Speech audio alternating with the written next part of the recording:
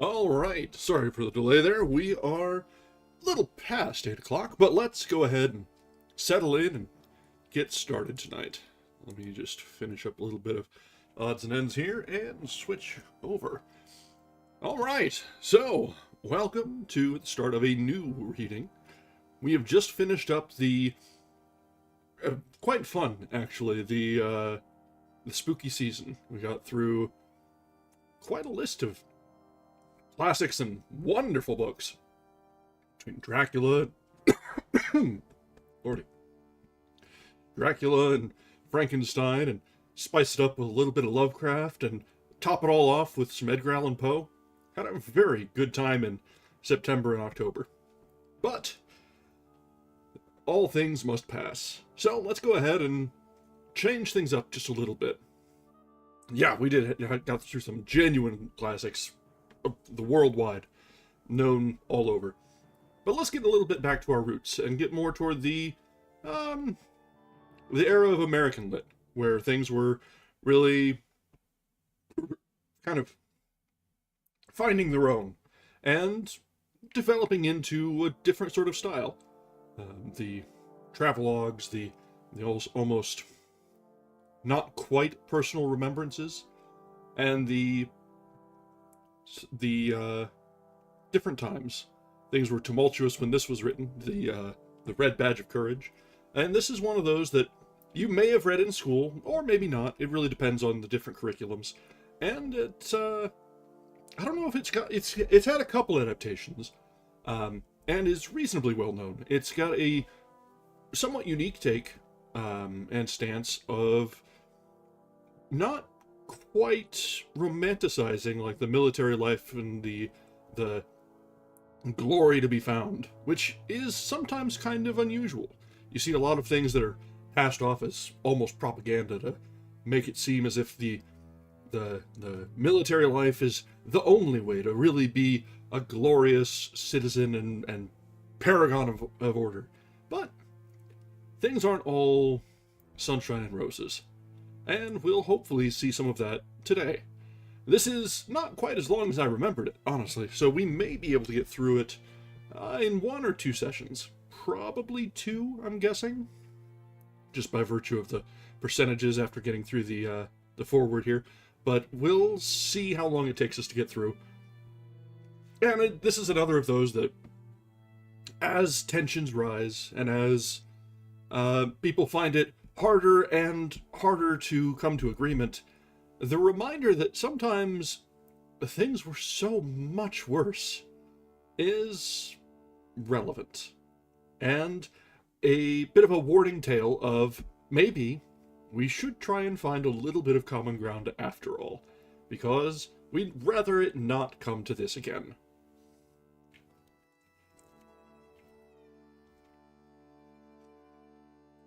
All right.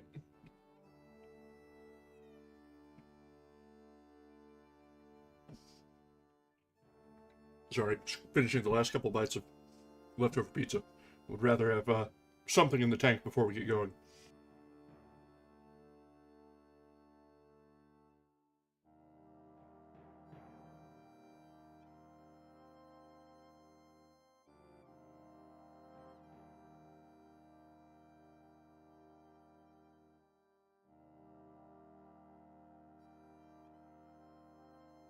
All right. So, let's go ahead and take an interesting look at sort of the Civil War era from the boots on the ground perspective. And we'll get into exploring what courage means, how it contrasts and struggles with primal fear, and, people that are way too young to be having this sort of conflict. So, let's dive in with The Red Badge of Courage by Stephen Crane.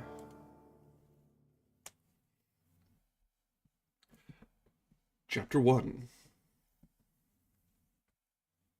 The cold passed reluctantly from the earth, and the retiring fogs revealed an army stretched out on the hills, resting. As the landscape changed from brown to green, the army awakened, and began to tremble with eagerness at the noise of rumors. It cast its eyes upon the roads, which were growing from long troughs of liquid mud to proper thoroughfares. A river, amber-tinted in the shadow of its banks, purled at the army's feet, and at night, when the stream had become of a sorrowful blackness, one could see across it the red, eye-like gleam of hostile campfires set in the low brows of distant hills.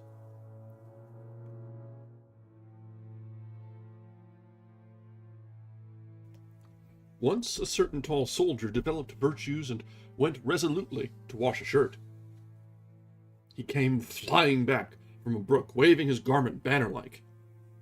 He was swelled with a tale he had heard from a reliable friend, who had heard it from a truthful cavalryman, who had heard it from his trustworthy brother, one of the orderlies at division headquarters. He adopted the important air of a herald in red and gold. "We're going to move tomorrow, sure," he said pompously to a group in the company street. "We're going way up the river, cut across, and come around in behind them."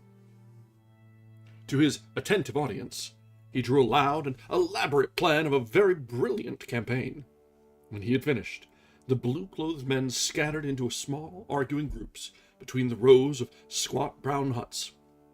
A Negro teamster who had been dancing upon a cracker box with the hilarious encouragement of 20 soldiers was deserted.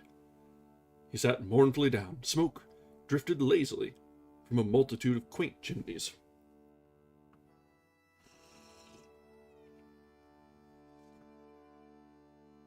"It's a lie, that's all it is, a thundering lie," said another private loudly.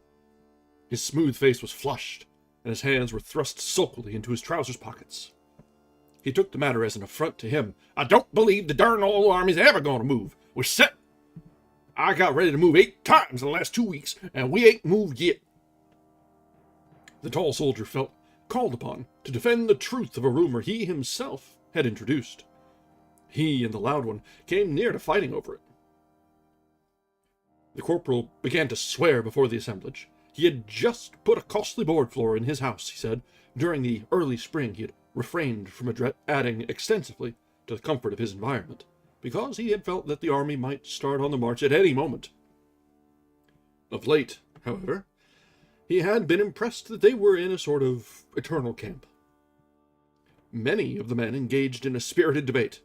One outlined in a peculiarly lucid manner all the plans of the commanding general.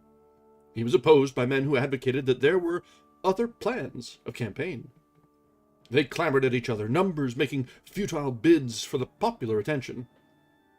Meanwhile, the soldier who had fetched the rumor bustled about with much importance. He was continually assailed by questions. "What's up, Jim? The army's going to move." "What you talking about? How you know it is?"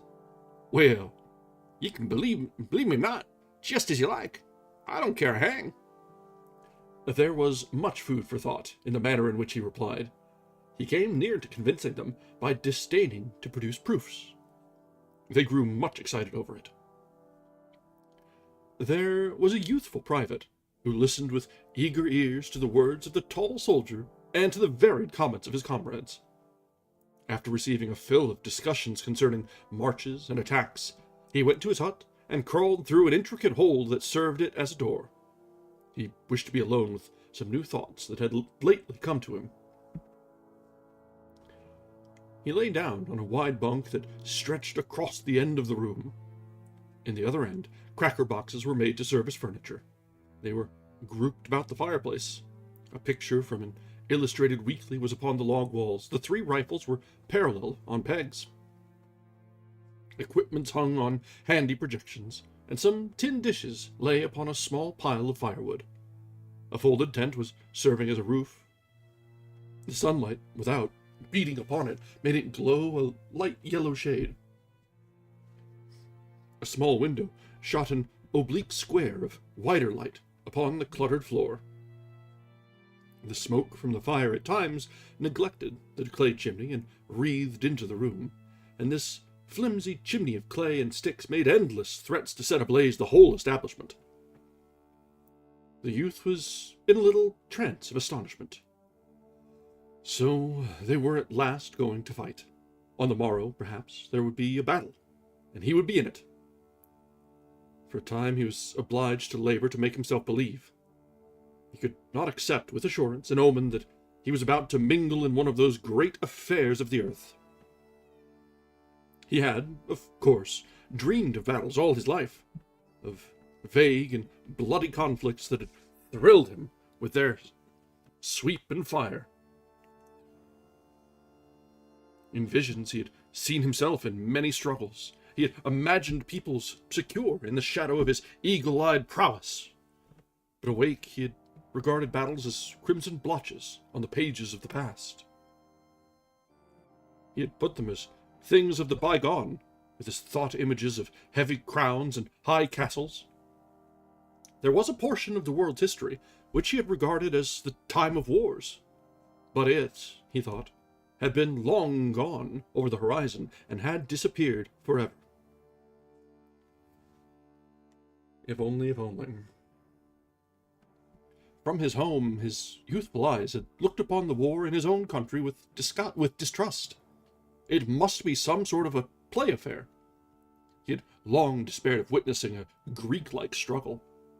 Such would be no more, he had said. Men were better, or more timid. Secular and religious education had effaced the throat-grappling instinct, or else firm finance held in check the passions.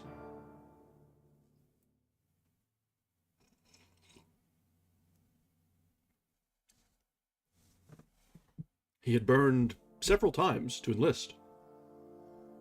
Tales of great movements shook the land. They might not be distinctly Homeric, but there seemed to be much glory in them. He had read of marches, sieges, conflicts, and he had longed to see it all.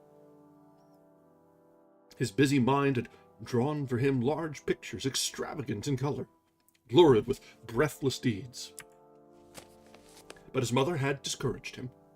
She had affected to look with some contempt upon the quality of his war ardor and patriotism. She could calmly seat herself and, with no apparent difficulty, give him many hundreds of reasons why he was of vastly more importance on the farm than on the field of battle.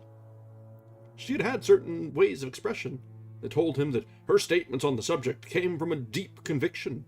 Moreover, on her side was his belief that her ethical motive in the argument was impregnable. At last, however, he had made firm rebellion against this yellow light thrown upon the color of his ambitions. The newspapers, the gossip of the village, his own picturings, had aroused him to an uncheckable degree. They were, in truth, fighting finely down there. Almost every day the newspaper printed accounts of a decisive victory. One night, as he lay in bed, the winds had carried to him the clanging of the church bell, as some enthusiast jerked the rope frantically to tell the twisted news of a great battle. This voice of the people rejoicing in the night had made him shiver in a prolonged ecstasy of excitement. Later, he had gone down to his mother's room and had spoken thus: "Ma, I'm going to enlist." "Henry, don't you be a fool," his mother had replied. She had then covered her face with the quilt. There was an end to the matter for that night. Nevertheless, the next morning he had gone to a town that was near his mother's farm, and had enlisted in a company that was forming there. When he had returned home, his mother was milking the brindle cow. 4 others stood waiting. "Ma, I've enlisted," he had said to her diffidently. There was a short silence. "The Lord's will be done, Henry," she had finally replied, and had then continued to milk the brindle cow. When he had stood in the doorway with his soldier's clothes on his back, and with the light of excitement and expectancy in his eyes almost defeating the glow of regret for the home bonds, he had seen 2 tears leaving their trails on his mother's scarred cheeks. Still, she had disappointed him by saying nothing whatever about returning with his shield or on it. He had privately primed himself for a beautiful scene. He had prepared certain sentences which he thought could be used with touching effect. But her words destroyed his plans. She had doggedly peeled potatoes and addressed him as follows. "You watch out, Henry, and take good care of yourself in this here fighting business. You watch, and take good care of yourself. Don't go a-thinking you can lick the whole rebel army at the start, just because you can't. You're just one little feller amongst a whole lot of others, and you've got to keep quiet and do what they tell you. I know how you are, Henry. I've knit you 8 pairs of socks, Henry, and I put in all your best shirts, because I want my boy to be just as warm and comfortable as anybody in the army. Whenever they get holes in them, I want you to send them right away back to me, so as I can darn them. And always, be careful and choose your company. There's lots of bad men in the army, Henry. The army makes them wild. They like nothing better than the job of leading off a young fella like you, as ain't never been away from home much and has always had a mother and a learning them to drink and swear. Keep clear of them folks, Henry. I don't want you ever do anything, Henry, that you'd be ashamed to let me know about. Just think as if I was a-watching you. If you keep that in your mind allus, I guess you'll come out all right. You must always remember your father, too, child. And remember, he never drunk a drop of liquor in his life, and seldom swore a cross oath. I don't know what else to tell you, Henry, except that you must never do no shirking, child, on my account. If so be a time comes when you have to be killed to do a mean thing, why, Henry, don't think of anything except what's right. 'Cause there's many a woman has to bear up against such things these times, and the Lord will take care of us all. Don't forget about the socks and the shirts, child. I put a cup of blackberry jam with your bundle, 'cause I know you like it above all things. Goodbye, Henry. Watch out, and be a good boy." He had, of course, been impatient under the ordeal of this speech. It had not been quite what he expected, and he had borne it with an air of irritation. He departed feeling vague relief.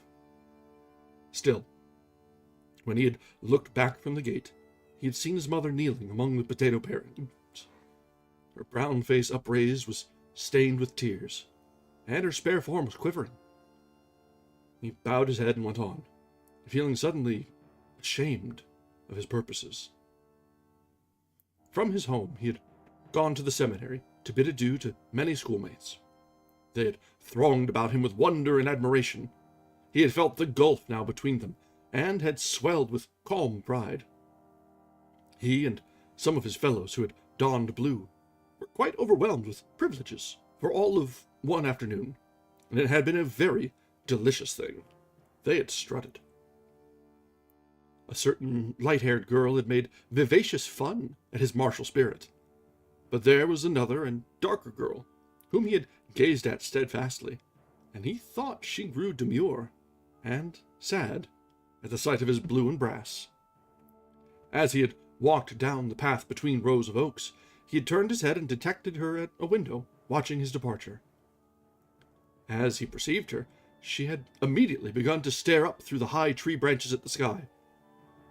He had seen a good deal of flurry and haste in her movement as she changed her attitude. He often thought of it. On the way to Washington, his spirit had soared. The regiment was fed and caressed at station after station, until the youth had believed that he must be a hero. There was a lavish expenditure of bread and cold meats, coffee and pickles and cheese. As he basked in the smiles of the girls and was patted and complimented by the old men, he had felt growing within him the strength to do mighty deeds of arms.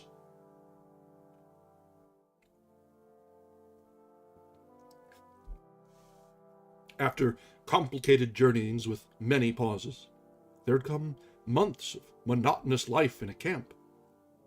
He had had the belief that real war was a series of death struggles with small time in between for sleep and meals. But since his regiment had come to the field, the army had done little but sit still and try to keep warm. He was brought then gradually back to his old ideas, Greek-like struggles would be no more. Men were better, or more timid. Secular and religious education had effaced the throat-grappling instinct, or else firm finance held in check the passions. He had grown to regard himself merely as a part of a vast blue demonstration. His province was to look out, as far as he could, for his personal comfort. For recreation, he could twiddle his thumbs and speculate on the thoughts which must agitate the minds of the generals. Also, he was drilled and reviewed, and drilled and reviewed.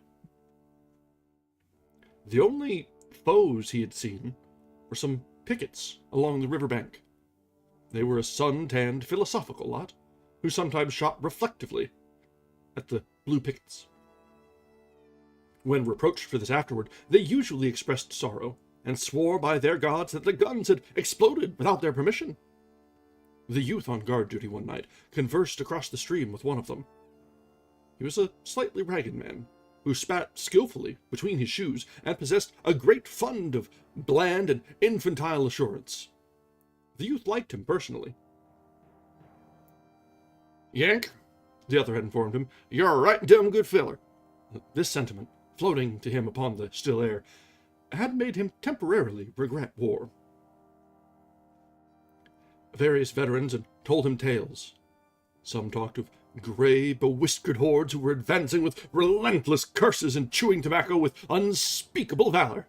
Tremendous bodies of fierce soldiery who were sweeping along like the Huns. Others spoke of tattered and eternally hungry men who fired despondent powders. "They'll charge through hell's fire and brimstone to get hold of a haversack, and 6 summits ain't lasting long." He was told from the stories. The youth imagined the red, live bones sticking out through slits in the faded uniforms. Still, he could not put a whole faith in the veterans' tales, for recruits were their prey. They talked much of smoke, fire, and blood, but he could not tell how much might be lies. They persistently yelled "fresh fish" at him, and were in no wise to be trusted. However, he perceived now that it did not greatly matter what kind of soldiers he was going to fight, so long as they fought, which fact no one disputed. There was a more serious problem. He lay in his bunk pondering upon it. He tried to mathematically prove to himself that he would not run from a battle. Previously, he had never felt obliged to wrestle too seriously with this question. In his life, he had taken certain things for granted, never challenging his belief in ultimate success, and bothering little about means and roads. But here he was confronted with a thing of moment. It had suddenly appeared to him that perhaps, in a battle, he might run. He was forced to admit that, as far as war was concerned, he knew nothing of himself. A sufficient time before, he would have allowed the problem to kick its heels at the outer portals of his mind, but now he felt compelled to give serious attention to it. A little panic fear grew in his mind. As his imagination went forward to a fight, he saw hideous possibilities. He contemplated the lurking menaces of the future, and failed in an effort to see himself standing stoutly in the midst of them. He recalled his visions of broken-bladed glory, but in the shadow of the impending tumult, he suspected them to be impossible pictures. He sprang from the bunk and began to pace nervously to and fro. "Good Lord, what's the matter with me?" he said aloud. He felt that, in this crisis, his laws of life were useless. Whatever he had learned of himself was here of no avail. He was an unknown quantity. He saw that he would again be obliged to experiment, as he had in early youth. He must accumulate information of himself, and meanwhile he resolved to remain close upon his guard, lest those qualities of which he knew nothing should everlastingly disgrace him. "Good Lord!" he repeated in dismay. After a time, the tall soldier slid dexterously through the hole. The loud private followed. They were wrangling. "It's all right," said the tall soldier as he entered. He waved his hand expressively. "You can believe me or not, just as you like. All you've got to do is sit down and wait, as quiet as you can. Then, pretty soon, you'll find out I was right." His comrade grunted stubbornly. For a moment, he seemed to be searching for a formidable reply. Finally, he said, "Well, you don't know everything in the world, do you?" Didn't say I knew everything in the world," retorted the other sharply. He began to stow various articles snugly into his knapsack. The youth, pausing in his nervous walk, looked down at the busy figure. "Going to be a battle, sure, is there, Jim?" he asked.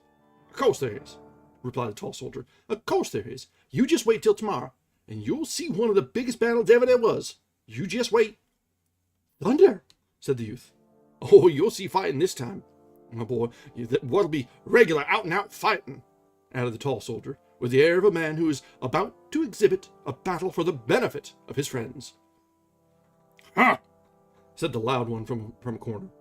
"Well," remarked the youth, "like as not, this story'll turn out just like them others did."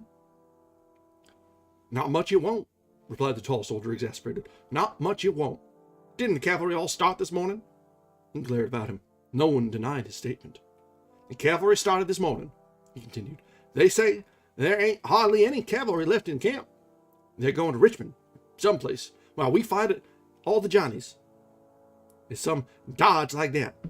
Regiment's got orders, too. The fellow what seen them go to headquarters told me a little while ago. And they're raising blazes all over camp. Anybody can see that." "Shucks," said the loud one. The youth remained silent for a time. At last he spoke to the tall soldier. "Jim!" "What?" "How do you think the regiment will do?" "Oh, they'll fight all right, I guess, after they once get into it," said the other with cold judgment. He made a fine use of the third person. "There's been heaps of fun poked at them, because they're new, of course, and all that, but they'll fight all right, I guess." "Think any of the boys will run?" persisted the youth. "Oh, there may be a few of them run, but there's them kind in every regiment, especially when they first goes under fire," said the other in a tolerant way. "Of course, it might happen that the whole kit and boodle might start and run if some big fighting came first off. And then again, they might stay and fight like fun, but you can't bet on nothing. Of course, they ain't never been under fire yet, and it ain't likely they'll lick the whole rebel army all at once the first time, but I think they'll fight better in some, if worse than others. That's the way I figure. They call the regiment fresh fish and everything, but the boys come of good stock, and most of them will fight like seeing, and after they once it gets shooting," he added, with a mighty emphasis on the last 4 words. "Oh, you think you know," said the loud soldier with scorn. The other turned savagely upon him. They had a rapid altercation, in which they fastened upon each other's various strange epithets. The youth at last interrupted them. "Did you ever think you might run yourself, Jim?" he asked. On concluding the sentence, he laughed as if he had meant to aim a joke. The loud soldier also giggled. The tall private waved his hand. "Well," said he profoundly, "I thought it might get too hot for Jim Conklin in some of them scrimmages. And if a whole lot of boys started and run, why, I suppose I'd start and run. And if I once started to run, I'd run like the devil, no mistake. But if everybody was a-standing and a-fighting, why, I'll stand and fight. Be Jimmy? I would. I'll bet on it." "Huh," said the loud one. The youth of this tale felt gratitude for these words of his comrade. He had learned that all of the untried men possessed great and correct confidence. He now was, in a measure, reassured. That brings us to the end of chapter 1.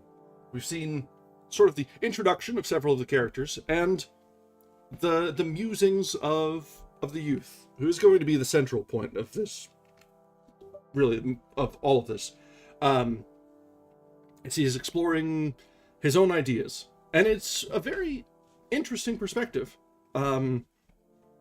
The idea that even then,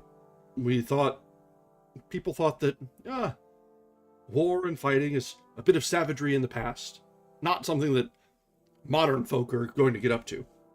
It's a sort of optimism that comes with youth, I guess.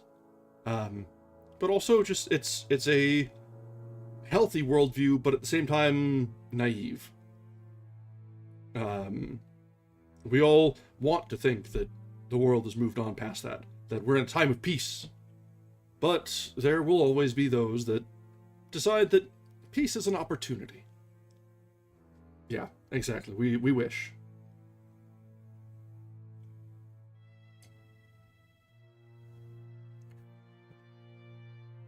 All right. Let's continue on now with Chapter 2. The next morning, the youth discovered that his tall comrade had been the fast-flying messenger of a mistake. There was much scoffing at the latter by those who had yesterday been firm adherents of his views, and there was even a little sneering by men who had never believed the rumor. The tall one fought with a man from Chatfield Corners, and beat him severely. The youth felt, however, that his problem was in no wise lifted from him. There was, on the contrary, an irritating prolongation. The tale had created in him a great concern for himself. Now, with the newborn question in his mind, he was compelled to sink back into his old place as part of a blue demonstration. For days he made ceaseless calculations, but they were all wondrously unsatisfactory. He found that he could establish nothing. He finally concluded that the only way to prove himself was to go into the blaze and then, figuratively, to watch his legs to discover their merits and faults. He reluctantly admitted that he could not sit still and, with a mental slate and pencil, derive an answer. To gain it, he must have blaze, blood, and danger. Even as a chemist requires this, that, and the other. So he fretted for an opportunity. Meanwhile, he continually tried to measure himself by his comrades. The tall soldier, for one, gave him some assurance. This man's serene unconcern dealt him a measure of confidence, for he had known him since childhood, and from his intimate knowledge he did not see how he could be capable of anything that was beyond him. The youth. Still, he thought that his comrade might be mistaken about himself. Or, on the other hand, he might be a man heretofore doomed to peace and obscurity, while, but in reality, made to shine in war. The youth would have liked to have discovered another who suspected himself. A sympathetic comparison of mental notes would have been a joy to him. He occasionally tried to fashion a comrade with seductive sentences. He looked about to find men in the proper mood. All attempts failed to bring forth any statement which looked in any way like a confession to those doubts which he privately acknowledged in himself. He was afraid to make an open declaration of his concern, because he dreaded to place some unscrupulous confidant upon the high plane of the unconfessed, from which elevation he could be derided. In regard to his companions, his mind wavered between two opinions, according to his mood. Sometimes he inclined to believing them all heroes. In fact, he usually admired in secret the superior development of the higher qualities in others. He could conceive of men going very insignificantly about the world, bearing a load of courage unseen, and although he had known many of his comrades through boyhood, he began to fear that his judgment of them had been blind. Then, in other moments, he flouted those theories, and assured him that his fellows were all privately wondering and quaking. His emotions made him feel strange in the presence of men who talked excitedly of a prospective battle as of a drama they were about to witness, with nothing but eagerness and curiosity apparent in their faces. It was often that he suspected them to be liars. He did not pass such thoughts without severe condemnation of himself. He dinned reproaches at times. He was convicted by himself of many shameful crimes against the gods of traditions. In his great anxiety, his heart was continually clamoring at what he considered the intolerable slowness of the generals. They seemed content to perch tranquilly on the river bank, and leave him bowed down by the weight of a great problem. He wanted it settled forthwith. He could not long bear such a load, he said. Sometimes his anger at the commanders reached an acute stage, and he grumbled about the camp like a veteran. One morning, however, he found himself in the ranks of his prepared regiment. The men were whispering speculations and recounting the old rumors. In the gloom before the break of the day, their uniforms glowed a deep purple hue. From across the river, the red eyes were still peering. In the eastern sky, there was a yellow patch, like a rug laid for the feet of the coming sun, and against it, black and pattern-like, loomed the gigantic figure of the colonel on a gigantic horse.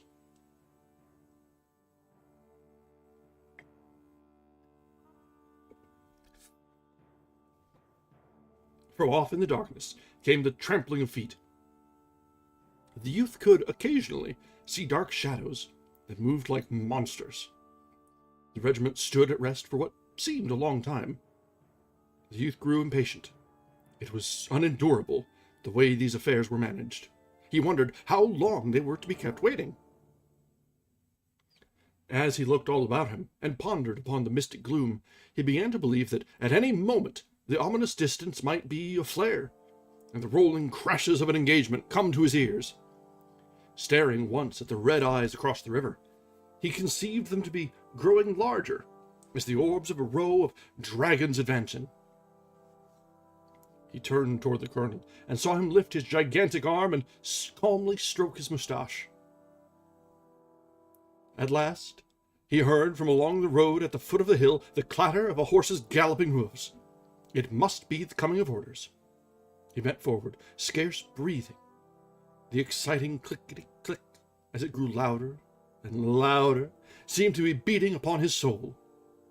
Presently, a horseman with jangling equipment drew rein before the colonel of the regiment. The two held a short, sharp-worded conversation. The men in the foremost ranks craned their necks. As the horseman wheeled his animal and galloped away, he turned to shout over his shoulder, "Don't forget that box of cigars!" The colonel mumbled in reply. The youth wondered what a box of cigars had to do with war. A moment later, the regiment went swinging off into the darkness. It was now like one of those moving monsters, wending with many feet. The air was heavy and cold with dew. A mass of wet grass, marched upon, rustled like silk. There was an occasional flash and glimmer of steel from the backs of all these huge crawling reptiles. From the road came creakings and grumblings as some surly guns were dragged away. The men stumbled along, still muttering speculations. There was a subdued debate. Once a man fell down, and as he reached for his rifle, a comrade, unseeing, trod upon his hand. He of the injured fingers swore bitterly and aloud. A low, tittering laugh went among his fellows. Presently they passed into a roadway and marched forward with easy strides. A dark regiment moved before them, and from behind also came the tinkle of equipments on the bodies of marching men. The rushing yellow of the developing day went on behind their backs. When the sun rays at last struck full and mellowingly upon the earth, the youth saw that the landscape was streaked with two long, thin black columns, which disappeared on the brow of a hill in front, and rearward vanished in a wood. They were like two serpents crawling from the cavern of the night.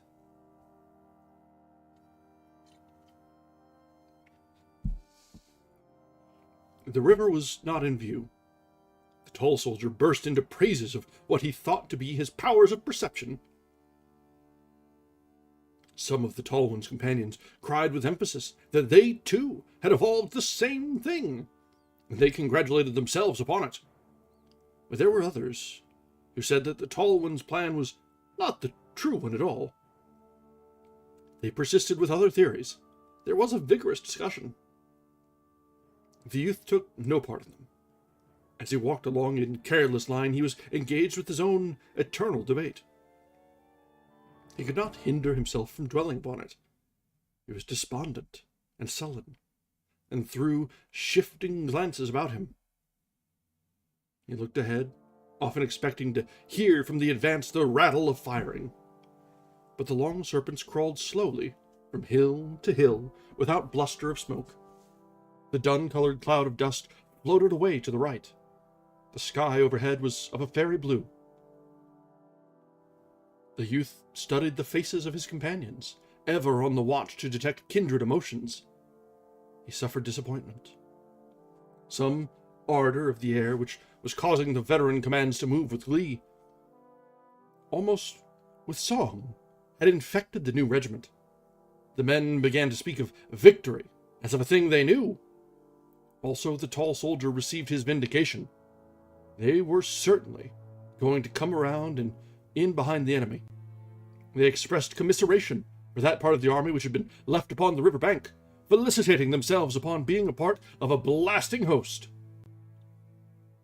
The youth, considering himself as separated from the others, was saddened by the blithe and merry speeches that went from rank to rank. The company wags all made their best endeavors. The regiment tramped to the tune of laughter. The blatant soldier often convulsed whole files by his biting sarcasms aimed at the tall one. And it was not long before all the men seemed to forget their mission. Whole brigades grinned in unison, and regiments laughed.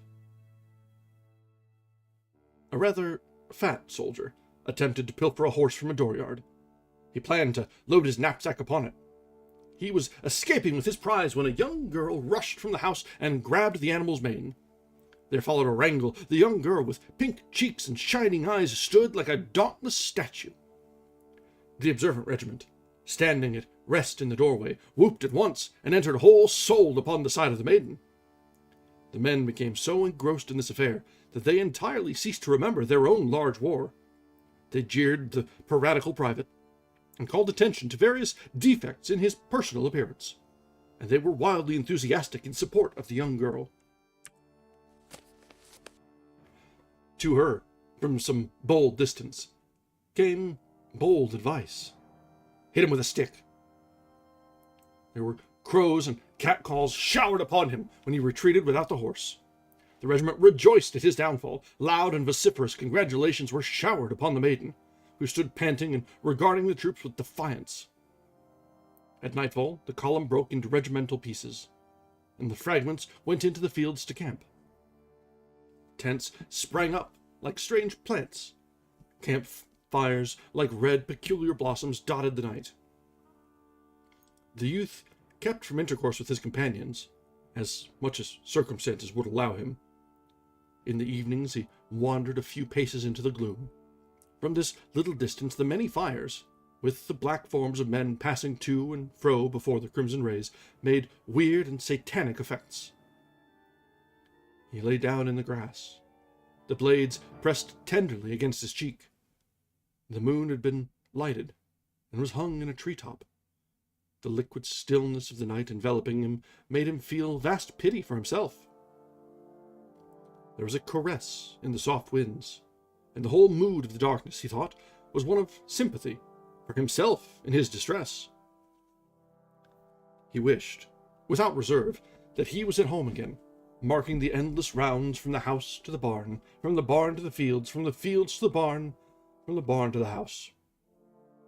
He remembered he had so often cursed the brindle cow and her mates, and had sometimes flung milking stools, but, from his present point of view, there was a halo of happiness about each of their heads, and he would have sacrificed all the brass buttons on the continent to have been enabled to return to them. He told himself that he was not formed for a soldier. He mused seriously upon the radical differences between himself and those men who were dodging imp-like around the fires. As he mused thus, he heard the rustle of grass, and, upon turning his head, discovered the loud soldier. He called out, "Oh, Wilson!" The latter approached, and looked down. "Why, hello, Henry. Is it you? What are you doing here?" "Oh, thinking," said the youth. I guess that's the first time we've got the youth's name, Henry. Or no, his mom called him Henry. Okay. The other sat down and carefully lighted his pipe. "You're getting blue, my boy. You're looking thundering peaked. What the dickens is wrong with you?" "Oh, nothing," said the youth. The loud soldier launched then into the subject of the anticipated fight. "Oh, we got him now." As he spoke, his boyish face was wreathed in a gleeful smile, and his voice had an exultant ring. "We got him now. At last, by the eternal thunders, we'll lick 'em good." "If the truth was known," he added more soberly, "they've licked us about every clip up to now. This time we'll lick 'em good." "I thought you was objecting to this march a little while ago," said the youth coldly. "Oh, it wasn't that," explained the other. "I don't mind marching, if there's going to be fighting at the end of it. What I hate is this getting moved here and moved there, with no good coming of it, as far as I can see, except sore feet and damn sure rations." "Well, Jim Conklin says we'll get plenty of fighting this time." "He's right for once, I guess, though I can't see how it come. This time we're in for a big battle. We got the best end of it, certain sure. Gee, rah, how will we thump 'em?" He arose and began to pace to and fro excitedly. The thrill of his enthusiasm made him walk with an elastic step. He was sprightly, vigorous, fiery in his belief of success. He looked into the future with clear, proud eye, and he swore with the air of an old soldier. The youth watched him for a moment in silence. When he finally spoke, his voice was as bitter as dregs. "Oh, you're going to do great things, I suppose?" The loud soldier blew a thoughtful cloud of smoke from his pipe. "Oh, I don't know," he remarked with dignity. "I don't know. I suppose I'll do as well as the rest. I'm going to try like thunder." He evidently complimented himself upon the modesty of the statement. "How do you know you won't run when the time comes?" asked the youth. "Run?" said the loud one. "Run? Of course not," he laughed. "Well," continued the youth, "lots of good enough men had thought they was going to do great things before the fight. But when the time come, they skedaddled." "Oh, that's all true, I suppose," replied the other. But I'm not going to skedaddle. The man that bets on my running will lose his money. That's all," he nodded confidently. "Ah, shucks," said the youth. "You ain't the bravest man in the world, are you?" "No, I ain't," exclaimed the loud soldier indignantly. "And I don't say I was the bravest man in the world, neither. I said I was going to do my share of the fighting. And that's what I said, and I am, too. Who are you, anyhow? You talk as if you thought you was Napoleon Bonaparte." He glared at the youth for a moment, and then strode away. The youth called in a savage voice after his comrade. "Well, you needn't get mad about it." But the other continued on his way and made no reply. He felt alone in space, when his injured comrade had disappeared. His failure to discover any mite of resemblance in their viewpoints made him more miserable than before. No one seemed to be wrestling with such a terrific personal problem. He was a mental outcast.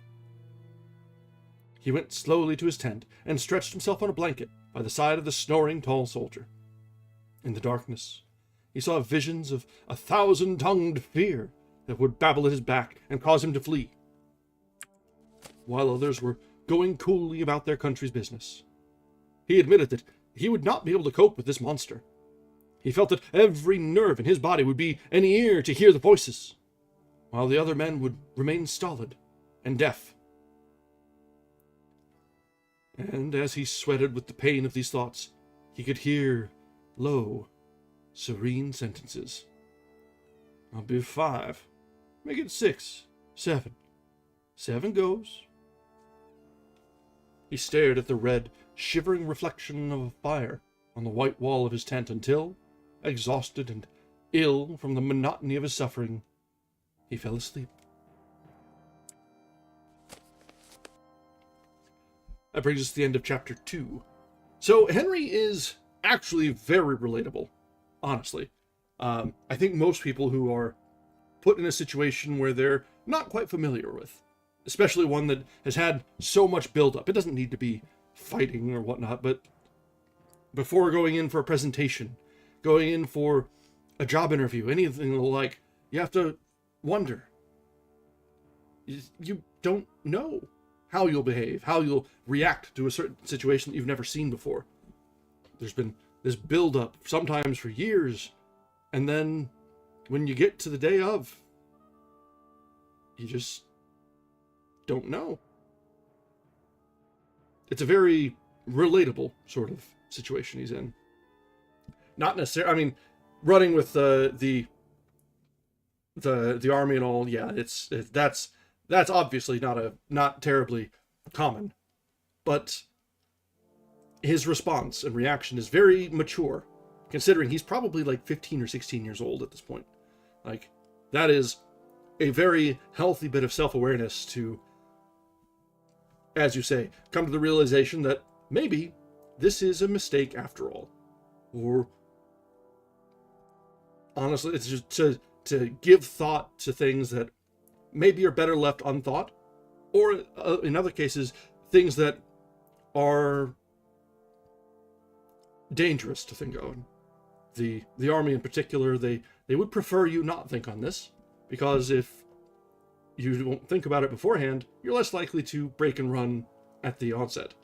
But I guess at the onset it's about even which way, but less likely to desert by thinking that you're afraid before things even begin. But yeah, do give Henry a lot of credit, though. This is a very introspective young man who is in way over his head. He'd made a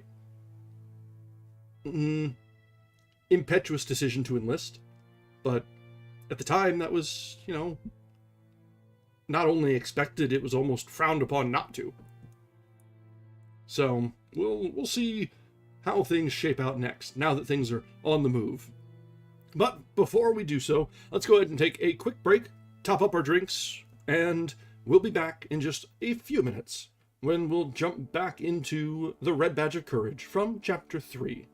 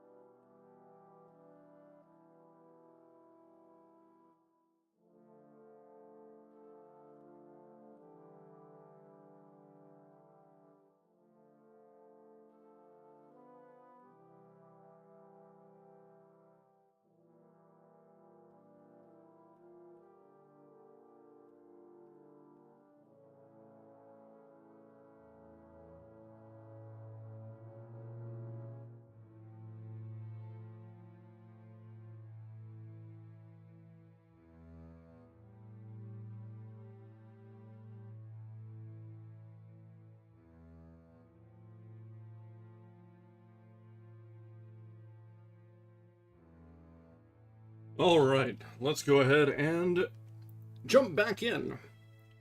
So, we've seen Henry with his wrestling with his doubts and coming to realize that maybe there's more to this war and being a soldier than he may have thought. And maybe it's not quite for him after all. But maybe it's just the fact that he's stopping to think on it that is bringing it to attention. Maybe that's a good sign. Or maybe the bluster and bragging that his fellow soldiers are putting forth is just a mask in their own way to cope with this. It may just be that everyone's having these sorts of doubts, and they're just a little less honest with themselves about it. I guess we'll find out as we continue on. So, let's dive back in now to Chapter 3 of The Red Badge of Courage.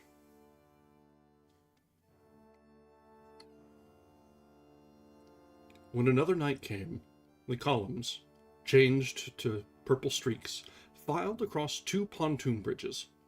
A glaring fire wine-tinted the waters of the river. Its rays, shining upon the moving masses of troops, brought forth here and there sudden gleams of silver or gold. Upon the other shore, a dark and mysterious range of hills was curved against the sky. The insect voices of the night sang solemnly. After this crossing, the youth assured himself that at any moment they might be suddenly and fearfully assaulted from the caves of the lowering woods. He kept his eyes watchfully upon the darkness. But his regiment went unmolested to a camping space, and its soldiers slept the brave sleep of wearied men. In the morning they were routed out with early energy and hustled along a narrow road that led deep into the forest. It was during this rapid march that the regiment lost many of the marks of a new command. The men had begun to count the miles upon their fingers, and they grew tired. "Sore feet and damned short rations, that's all," said the loud soldier. There was perspiration and grumblings. After a time, they began to shed their knapsacks. Some tossed them unconcernedly down, others hid them carefully, asserting their plans to return for them at some convenient time. Men extricated themselves from thick shirts. Presently, few carried anything but their necessary clothing, blankets, haversacks, canteens, and arms and ammunition. "You can now eat and shoot," said the tall soldier to the youth. "That's all you want to do." There was a sudden change from the ponderous infantry of theory to the light and speedy infantry of practice. The regiment, relieved of a burden, received new impetus. But there was much loss of valuable knapsacks, and, on the whole, very good shirts. But the regiment was not yet veteran-like in appearance. Veteran regiments in the army were likely to be very small aggregations of men. Once, when the command had first come to the field, some perambulating veterans, noting the length of their column, had accosted them thus: "Hey, fellers, what brigade is that?" And when the men had replied that they formed a regiment and not a brigade, the older soldiers had laughed and said, "Oh, God!" Also, there was too great a similarity in the hats. The hats of a regiment should properly represent the history of headgear for a period of years, and, moreover, there were no letters of faded gold speaking from the colors. They were new, beautiful, and the color-bearer habitually oiled the pole. Presently, the army again sat down to think. The odor of the peaceful pines was in the men's nostrils. The sound of monotonous axe blows rang through the forest, and the insects, nodding upon their perches, crooned like old women. The youth returned to his theory of a blue demonstration. One gray dawn, however, he was kicked in the leg by the tall soldier, and then, before he was entirely awake, he found himself running down a wood road in the midst of men who were panting from the first effects of speed. His canteen banged rhythmically upon his thigh, and his haversack bobbed softly. His musket bounced a trifle from his shoulder at each stride, and made his cap feel uncertain upon his head.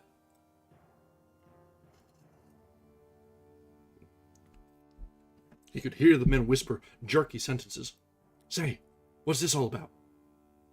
"What the thunder we skedaddling this way for? Billy, keep off my feet. You run like a cow." And the loud soldier's shrill voice could be heard. "What the devil is they in such a hurry for?" The youth thought the damp fog of early morning moved from the rush of a great body of troops. From the distance came a sudden spatter of firing.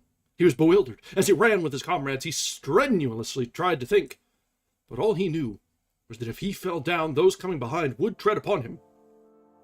All his faculties seemed to be needed to guide him over and past obstructions. He felt carried along by a mob. The sun spread disclosing rays, and, one by one, regiments burst into view like armed men just born of the earth. The youth perceived that the time had come. He was about to be measured. For a moment, he felt in the face of his great trial like a babe, and the flesh over his heart seemed very thin. He seized time to look about him calculatingly. But he instantly saw that it would be impossible for him to escape from the regiment. It enclosed him, and there were iron laws of tradition and law on 4 sides. He was in a moving box. As he perceived this fact, it occurred to him that he had never wished to come to the war. He had not enlisted of his free will. He had been dragged by the merciless government. And now they were taking him out to be slaughtered. The regiment slid down a bank and wallowed across a little stream. The mournful current moved slowly on, and from the water, shaded black, some white bubble eyes looked at the men. As they climbed the hill on the farther side, artillery began to boom. Here the youth forgot many things as he felt a sudden impulse of curiosity. He scrambled up the bank with a speed that could not be exceeded by a bloodthirsty man. He expected a battle scene. There were some little fields, girded and squeezed by a forest, spread over the grass, and in among the tree trunks he could see knots and waving lines of skirmishers who were running hither and thither and firing at the landscape. A dark battle line lay upon the sun-struck clearing that gleamed orange color. A flag fluttered. Other regiments floundered up the bank. The brigade was formed in line of battle, and after a pause, started slowly through the woods in the rear of the receding skirmishers, who were continually melting into the scene to appear again farther on. They were always busy as bees, deeply absorbed in their little combats.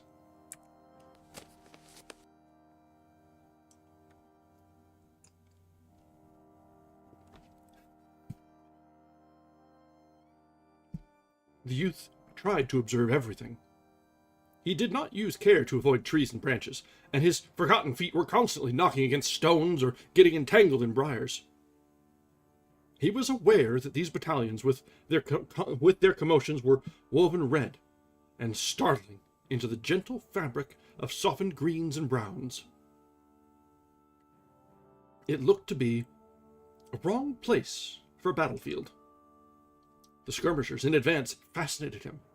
Their shots into thickets and at distant and prominent trees spoke to him of tragedies, hidden, mysterious, solemn.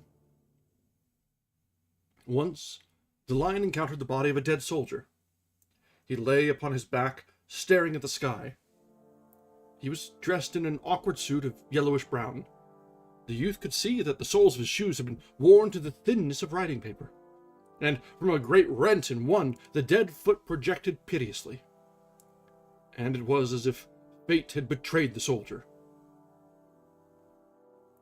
In death, it exposed to his enemies that poverty which in life he had perhaps concealed from his friends. The ranks opened covertly to avoid the corpse. the invulnerable dead man forced a way for himself. The youth looked keenly at the ashen face. The wind raised the tawny beard. It moved as if a hand were stroking it. He vaguely desired to walk around and around the body and stare. The impulse of the living to try and read, in dead eyes, the answer to the question. During the march, the ardor which the youth had acquired when out of view of the field rapidly faded to nothing. His curiosity was quite easily satisfied. If an intense scene had caught him with its wild swing as he came to the top of the bank, he might have gone roaring on. This advance upon nature was too calm. He had opportunity to reflect. He had time in which to wonder about himself and to attempt to probe his sensations. Absurd ideas took hold upon him. He thought that he did not relish the landscape. It threatened him. A coldness swept over his back, and it is true that his trousers felt to him that they were no fit for his legs at all. A house standing placidly in distant fields.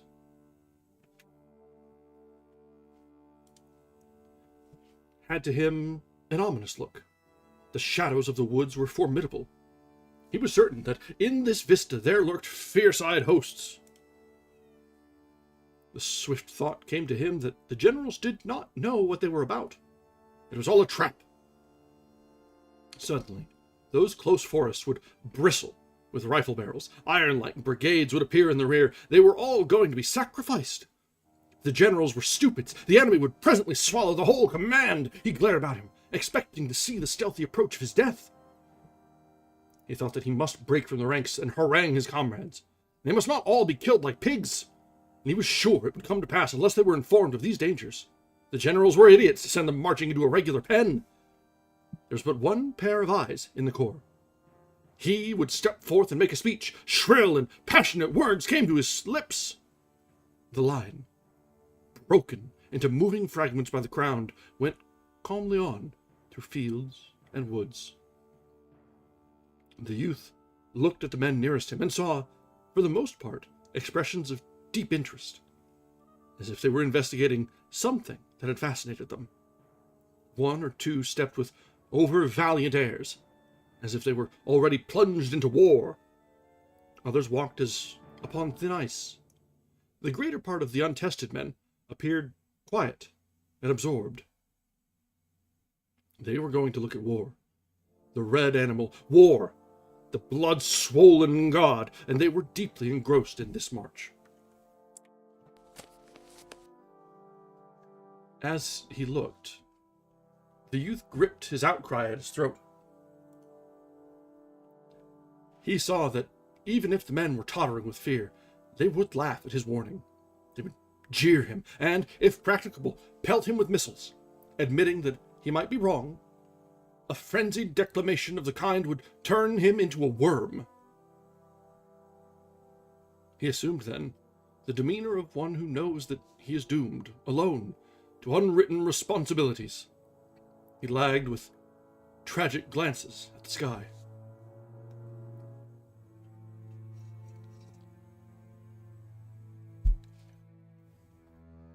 He was surprised, presently, by the young lieutenant of his company, who began heartily to beat him with a sword, calling out in a loud and insolent voice, "Come, young man, get up into the ranks there. No sulking will do here." He mended his pace with suitable haste, and he hated the lieutenant, who had no appreciation of fine minds. He was a mere brute.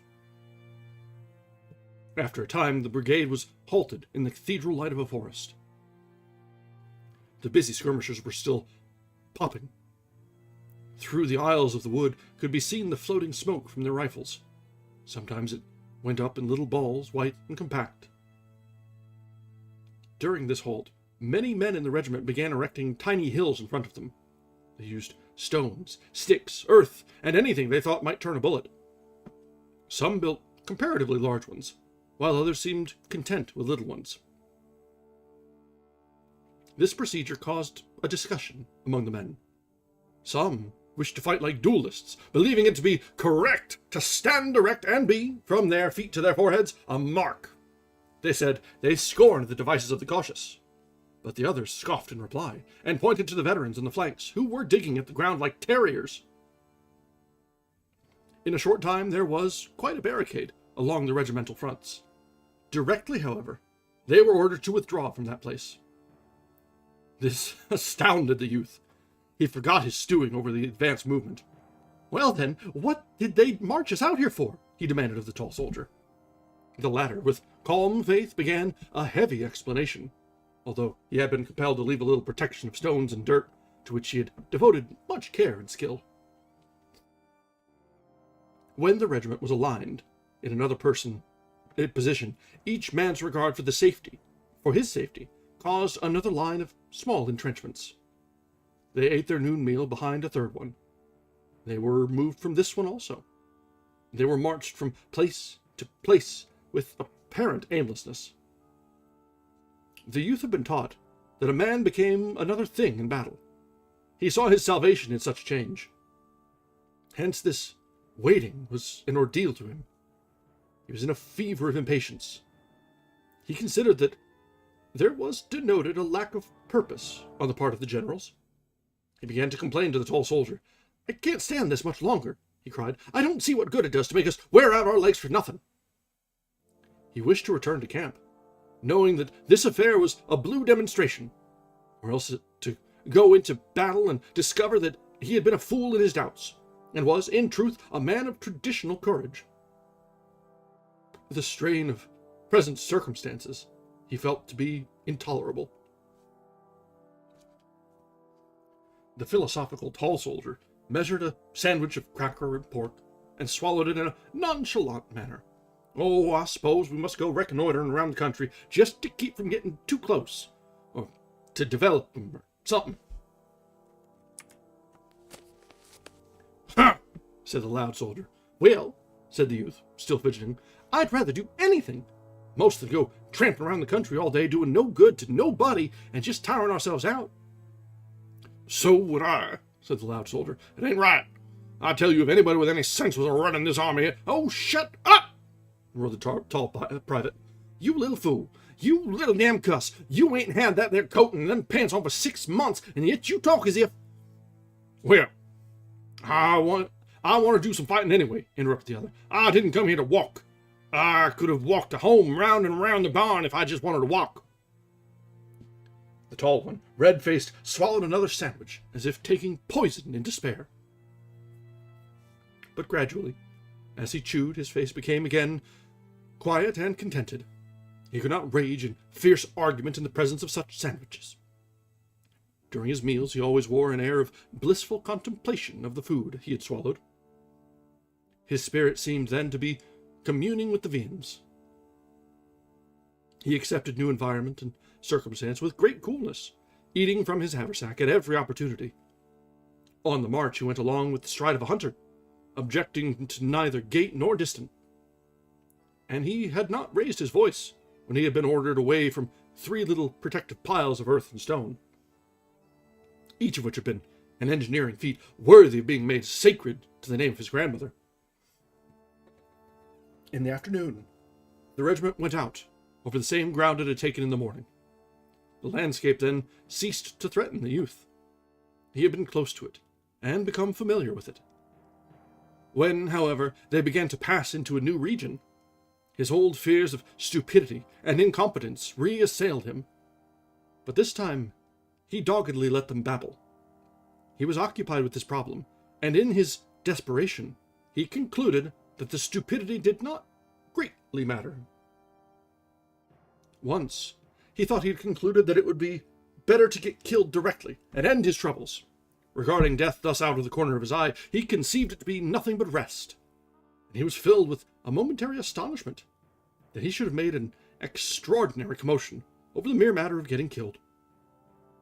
He would die. He would go to some place where he would be understood. It was useless to expect appreciation of his profound and fine sense from such men as the lieutenant. He must look to the grave for comprehension. The skirmish fire increased to a long clattering sound. With it was the mingled, faraway cheering a battery spoke. Directly, the youth could see the skirmishers running. They were pursued by the sound of musketry fire. After a time, the hot, dangerous flashes of the rifles were visible. Smoke clouds went slowly and insolently across the fields like observant phantoms. The din became crescendo like the roar of an oncoming train. A brigade ahead of them, and on the right, went into action with a rending roar. It was as if it had exploded, and thereafter it lay stretched in the distance, behind a long grey wall. That one was obliged to look twice at to make sure it was smoke. The youth, forgetting his neat plan of getting killed, gazed spellbound. His eyes grew wide and busy with the action of the scene. His mouth was a little ways open. Of a sudden, he felt this heavy and sad hand laid upon his shoulder. Awakening from his trance of observation, he turned and beheld the loud soldier. "It's my first and last battle, old boy," said the latter with intense gloom. He was quite pale, and his girlish lip was trembling. "Eh?" murmured the youth in great astonishment. "It's my first and last battle, old boy," continued the loud soldier. "Something tells me." "What?" "I'm a gone coon this first time, and I want you to take these things here to my folks." He ended in a quavering sob of pity for himself, and handed the youth a little packet done up in a yellow envelope. What the devil?" began the youth again.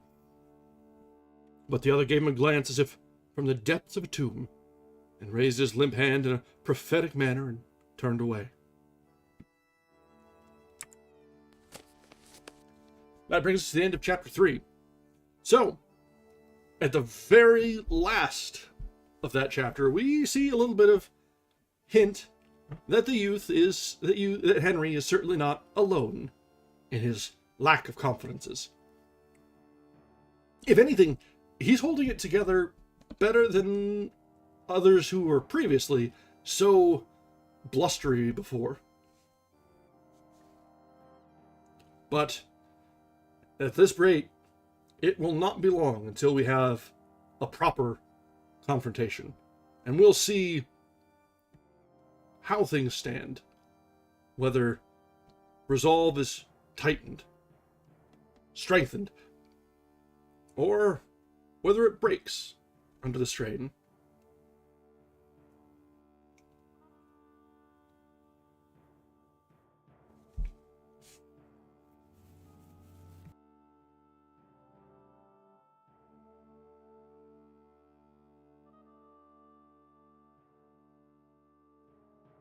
All right. Now, this next chapter is quite a bit shorter, which tells me that either it's a last little bit of preparation before things go really sideways, or this is where things go sideways and it's all action. So we'll find out pretty quickly. So now we have chapter 4. And yes, you are right. Often the loudest talkers handle things the worst once things go on. That is true in a lot of situations.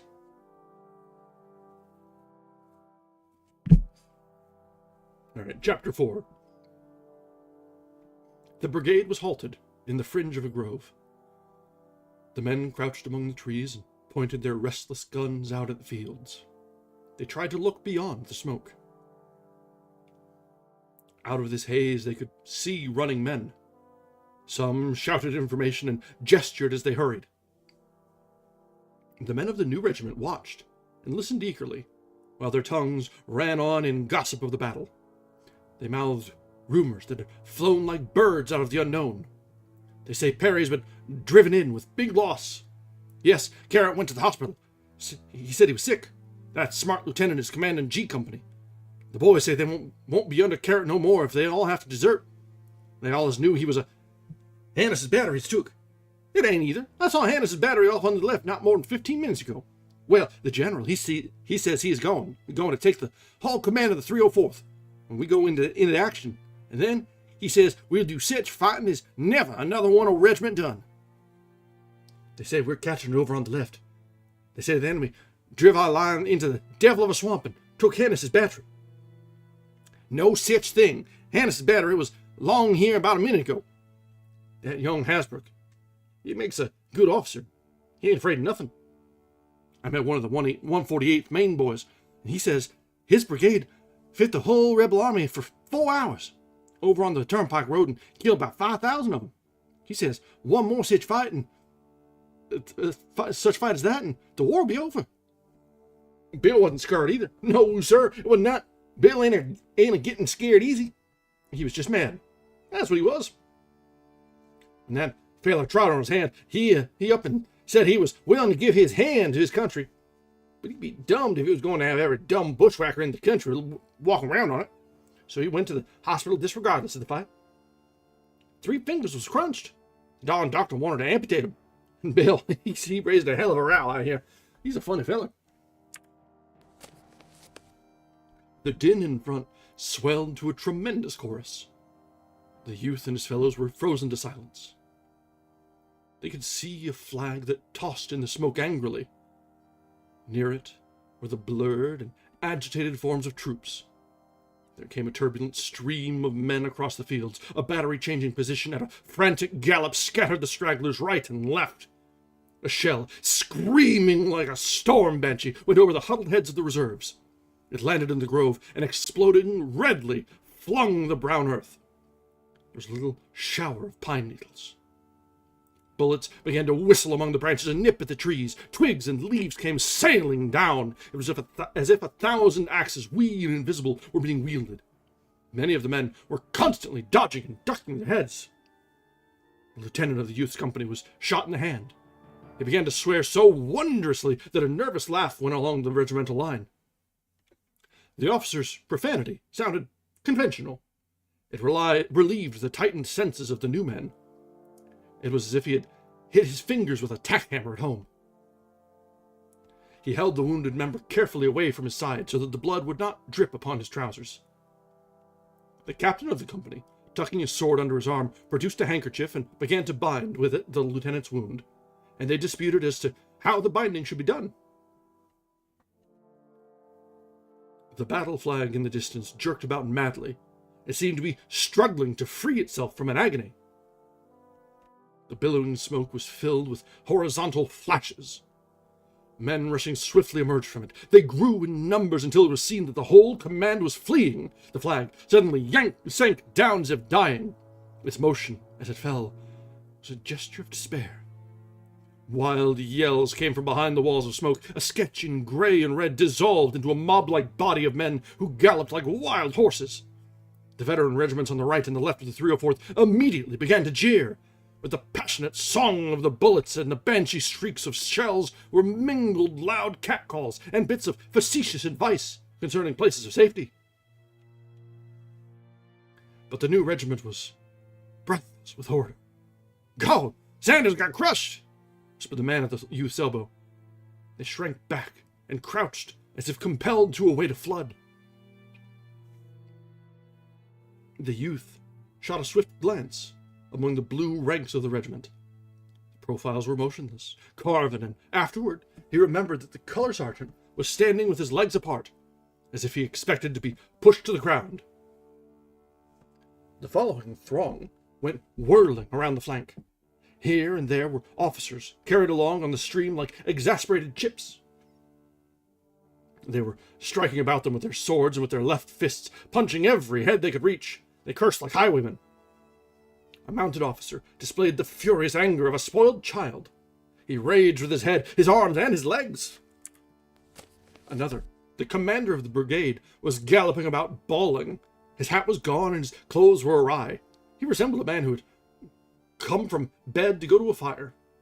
The hooves of his horse often threatened the heads of the running men, but they scampered with a singular fortune. In this rush, they were apparently all deaf and blind. They heeded not the largest and longest of the oaths that were thrown at them from all directions.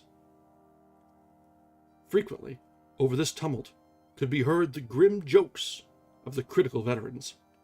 But the retreating men, apparently, were not even conscious of the presence of an audience. The battle reflection that shone for an instant in the faces of the mad current made the youth feel that forceful hands from heaven. would not have been able to have held him in place if he could have got intelligent control of his legs. There was an appalling imprint upon these faces. The struggle in the smoke had pictured an exaggeration of itself on the bleached cheeks and in the wild eyes, and in the eyes wild with one desire.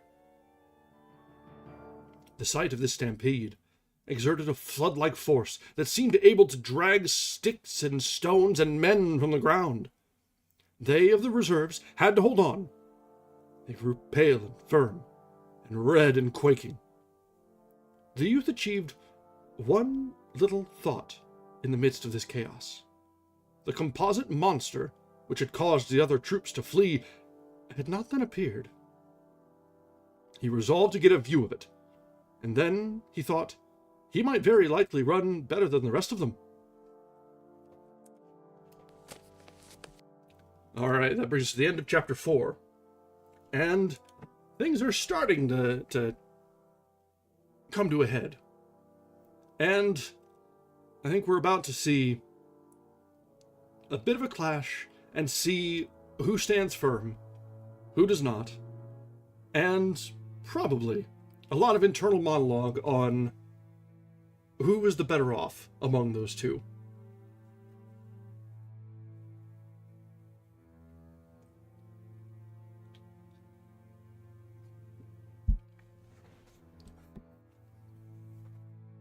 All right, chapter 5.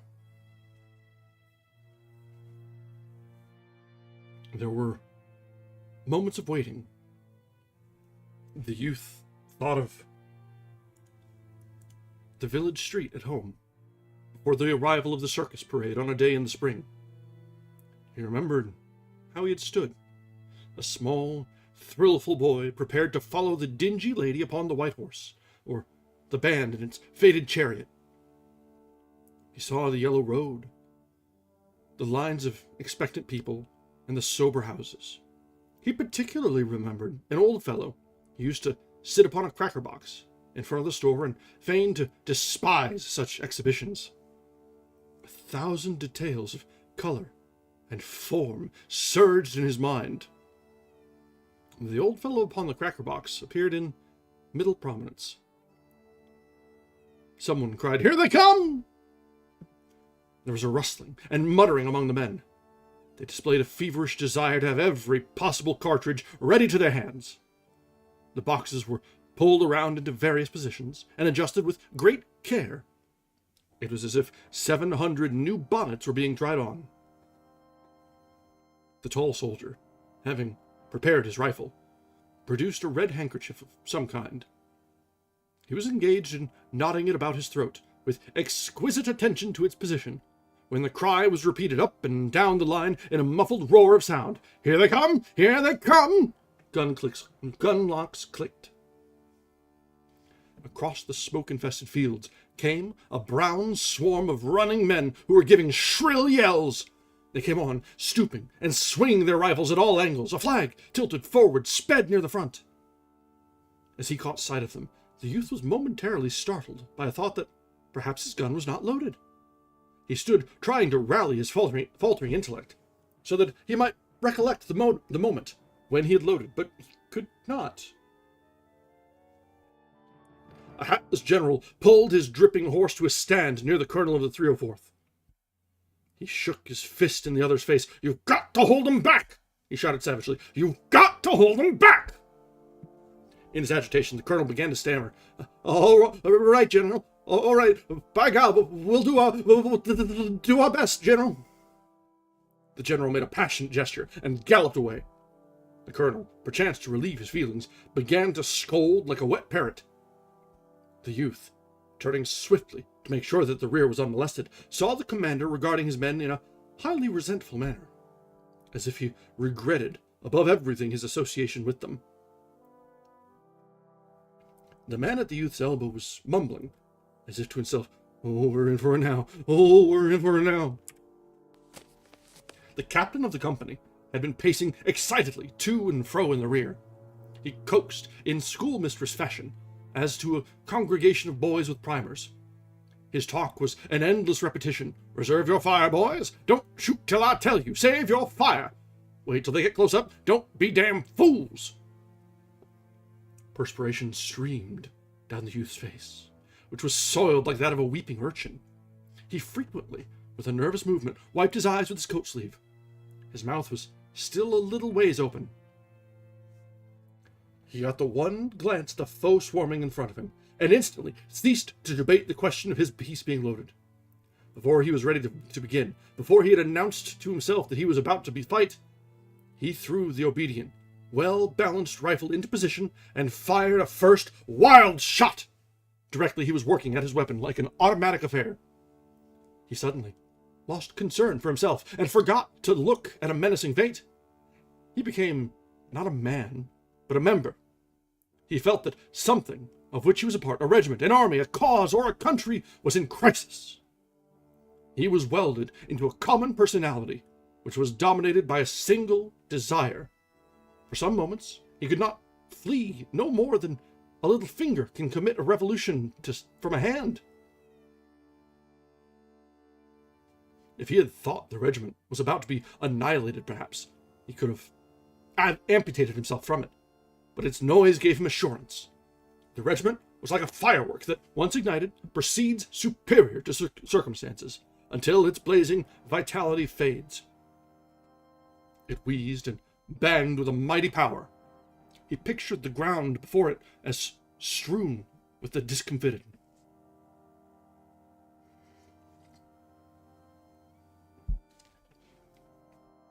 There was a consciousness, always, of the presence of his comrades about him. He felt the subtle battle of brotherhood, more potent even than the cause for which they were fighting. It was a mysterious fraternity, born of the smoke and danger of death. He was at a task. He was like a carpenter who's made many boxes, making still another box. Only there was furious haste in his movements. He, in his thoughts, was careening off in other places, even as the carpenter, who as he works whistles and thinks of his friend or his enemy, his home or saloon, and these jolted dreams were never perfect to him afterward, but remained a mass of blurred shapes. Presently, he began to feel the effects of the war atmosphere. A blistering sweat, a sensation that his eyeballs were about to crack like hot stones, a burning roar filled his ears. Following this came a red rage. He developed the acute exasperation of a pestered animal, a well-meaning cow worried by dogs. He had a mad feeling against his rifle, which could only be used against one life at a time. He wished to rush forward and strangle with his fingers. He craved a power that would enable him to make a world-sweeping gesture and brush all back. His impotency appeared to him and made his rage into that of a driven beast. Buried in the smoke of many rifles, his anger was directed not so much against the men whom he knew were rushing toward him, as against the swirling battle phantoms which were choking him, stuffing their smoke robes down his parched throat. He fought frantically for respite, for spent senses, for air, as a babe being smothered attacks the deadly blankets. There was a blare of heated rage, mingled with a certain expression of intentness on all faces. Many of the men were making low-toned noises with their mouths, and these subdued cheers, snarls, imprecations, prayers made a wild, barbaric song that went as an undercurrent of sound, strange, chant-like, with the resounding chords of the war march. The man at the youth's elbow was babbling. In it there was something soft and tender, like the monologue of a babe. The tall soldier was swearing in a loud voice. From his lips came a black procession of curious oaths. Of a sudden, another broke out in a querulous way, like a man who has mislaid his hat. "Well, why don't they support us? Why don't they send support? What do they—" The youth, in his battle sleep, heard this as one who dozes hears. There was a singular absence of heroic poses. The men, bending and surging in their haste and rage, were in every impossible attitude. The steel ramrods clanked and clanged with incessant din as the men pounded them furiously into the hot rifle barrels. The flaps of the cartridge boxes were all unfastened and bobbed idiotically with each movement. The rifles, once loaded, were jerked to the shoulder and fired without apparent aim into the smoke, or at one of the blurred and shifting forms which, upon the field before the regiment, had been growing larger and larger like puppets under a magician's hand. The officers, at their intervals rearward, neglected to stand in picturesque attitudes. They were bobbing to and fro, roaring directions and encouragements. The dimensions of their howls were extraordinary. They expended their lungs with prodigal wills, and often they nearly stood upon their heads in their anxiety to observe the enemy on the other side of the tumbling smoke. The lieutenant of the youth's company had encountered a soldier who had fled screaming at the first volley of his comrades. Behind the lines, these two were acting a little isolated scene. The man was blubbering and staring with sheep-like eyes at the lieutenant, who had seized him by the collar and was pummeling him. He drove him back into the ranks with many blows. The soldier went mechanically, dully, with his animal-like eyes upon the officer. Perhaps there was to him a divinity expressed in the voice of the other, stern, hard, with no reflection of fear in it. He tried to reload his gun, but his shaking hands prevented. The lieutenant was obliged to assist him. The men dropped here and there like bundles. The captain of the youth's company had been killed in an early part of the action.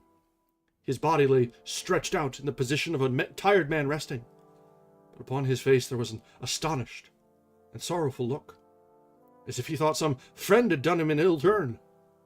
The babbling man was grazed by a shot that made the blood stream widely down his face. He clapped both hands to his head. "Oh!" he said, and ran. Another grunted suddenly, as if he had been struck by a club in the stomach. He sat down and gazed ruefully. In his eyes there was mute, indefinite reproach.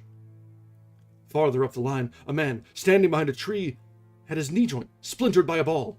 Immediately he had dropped his rifle and gripped the tree with both arms, and there he remained, clinging desperately and crying for assistance, that he might withdraw his hold upon the tree. At last, an exultant yell went along the quivering line. The firing dwindled from an uproar to a last vindictive popping. As the smoke slowly eddied away, the youth saw that the charge had been repulsed. The enemy were scattered into reluctant groups. He saw a man climb to the top of the fence, straddle the rail, and fire a parting shot. The waves had receded, leaving bits of dark debris upon the ground. Some in the regiment began to whoop frenziedly. Many were silent. Apparently they were trying to contemplate themselves. After the fever had left his veins, the youth thought that at last he was going to suffocate. He became aware of the foul atmosphere in which he had been struggling. He was grimy and dripping like a laborer in a foundry. He grasped his canteen and took a long swallow of the warmed water. A sentence with variations went up and down the line. "Well, we've helt 'em back. We've helt 'em back. Darned if we haven't." The men said it blissfully, leering at each other with dirty smiles. The youth turned to look behind him, and off to the right and off to the left.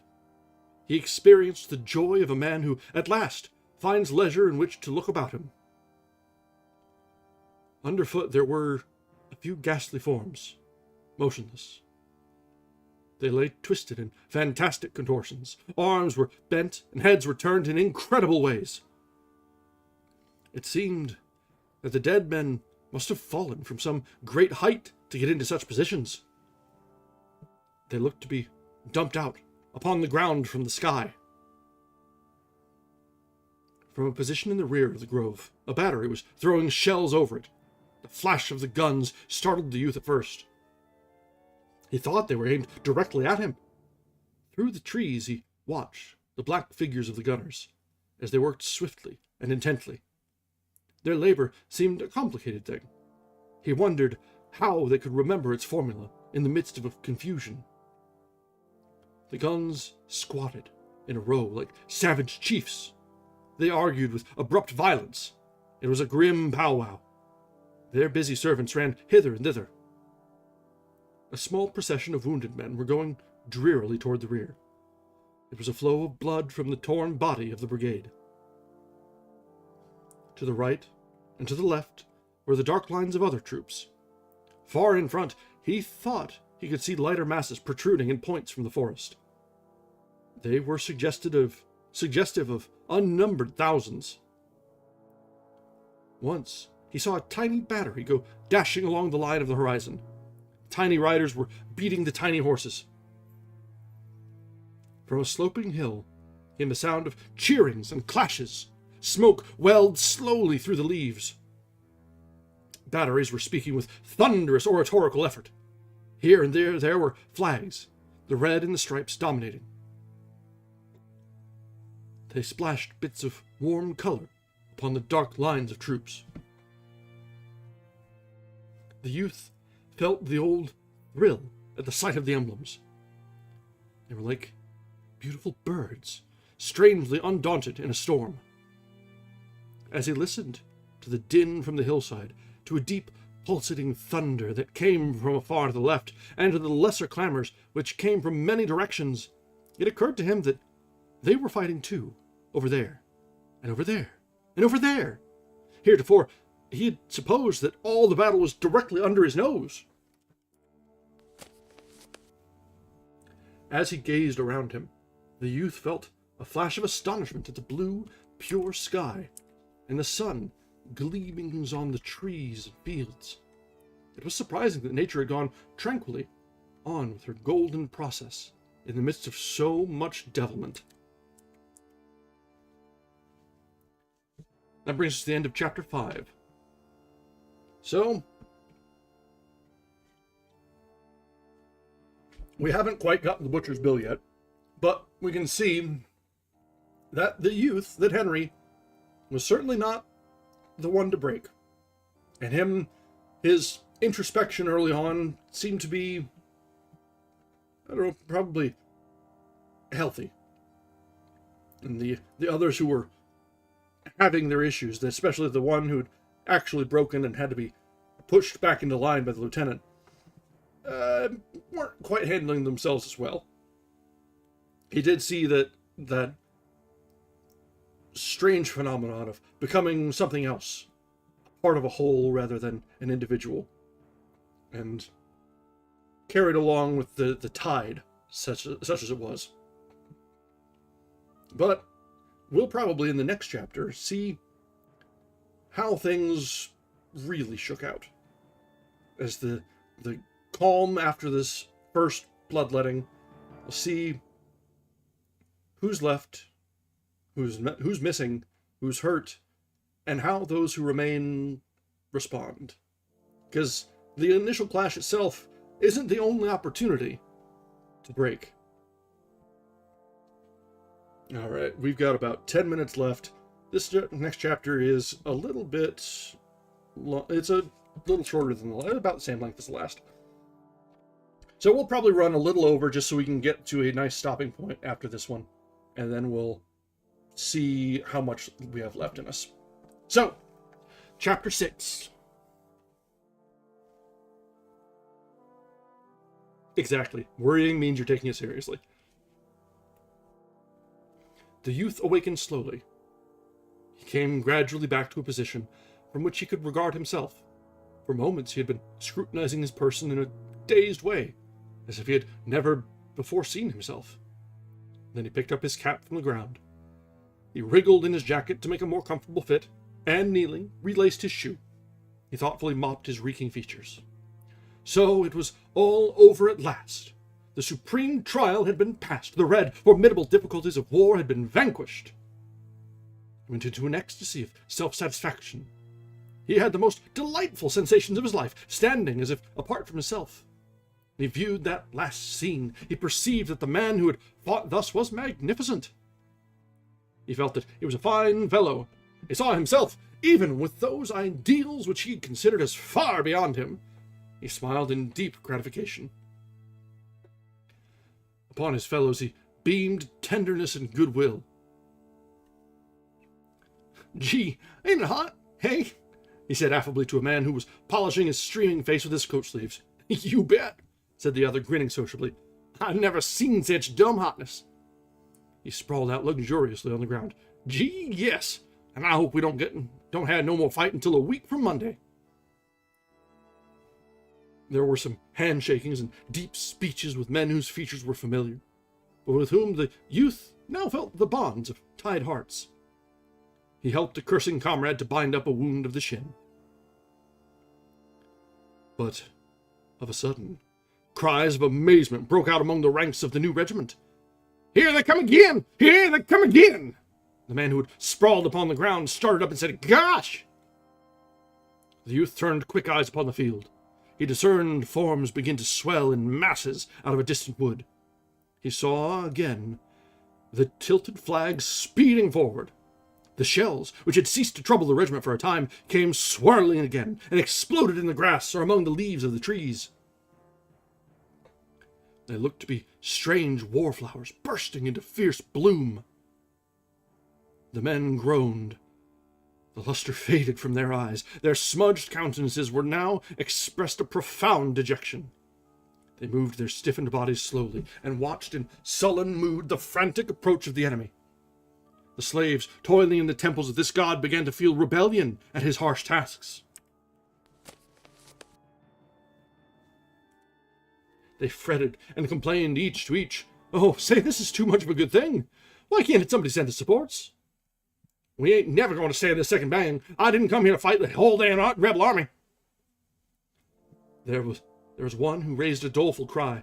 "I wish Bill Smithers had trod on my hand instead of me treading on his'n." The sword joints of the regiment creaked as it painfully floundered into position to repulse.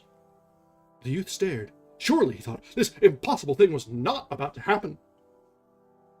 He waited, as if he expected the enemy to suddenly stop, apologize, and retire, bowing. It was all a mistake. But the firing began somewhere on the regimental line and ripped along in both directions. The level sheets of flame developed great clouds of smoke that tumbled and tossed in the mild wind near the ground for a moment, and then rolled through the ranks as through a gate. The clouds were tinged and earth-like yellow, and the sun rays and in the shadow were a sorry blue. The flag was sometimes eaten and lost in this massive vapor, but more often it projected, sun-touched, resplendent. Into the youth's eyes there came a look that one can see in the orbs of a jaded horse. His neck was quivering with nervous weakness, and the muscles of his arms felt numb and bloodless. His hands, too, seemed large and awkward, as if he was wearing invisible mittens. There was great uncertainty about his knee joints. The words that comrades had uttered previous to the firing began to recur to him. "Oh, say, this is too much of a good thing. What do they take us for? Why don't they send supports? I didn't come here to fight the whole damn rebel army." He began to exaggerate the endurance, the skill, and the valor of those who were coming. Himself reeling from exhaustion, he was astonished beyond measure at such persistency. They must be machines of steel. It was very gloomy struggling against such affairs, wound up perhaps to fight until sundown. He slowly lifted his rifle, and catching a glimpse of the thick-spread field, he blazed at a cantering cluster. He stopped then, and began to peer as best he could through the smoke. He caught changing views of the ground, covered with men who were all running like pursued imps and yelling. To the youth, it was an onslaught of redoubtable dragons. He became like the man who lost his legs at the approach of the red and green monster. He waited in a sort of a horrified, listening attitude. He seemed to shut his eyes and wait to be gobbled. A man near him, who was up to this time had been working feverishly at his rifle, suddenly stopped and ran with howls. A man whose face had borne an expression of exalted courage, the majesty of he who dares give his life, was at an instant smitten abject. He blanched like one who has come to the edge of a cliff at midnight and is suddenly made aware. There was a revelation. He, too, threw down his gun and fled. There was no shame in his face. He ran like a rabbit. Others began to scamper away through the smoke. The youth turned his head, shaken from his trance by this movement, as if the regiment was leaving him behind. He saw the few fleeting forms. He yelled then with fright and swung about. For a moment, in the great clamor, he was like a proverbial chicken. He lost the direction of safety. Destruction threatened him from all points. Directly, he began to speed toward the rear in great leaps. His rifle and cap were gone. His unbuttoned coat bulged in the wind. The flap of his cartridge box bobbed wildly, and his canteen, by its slender cord, swung out behind.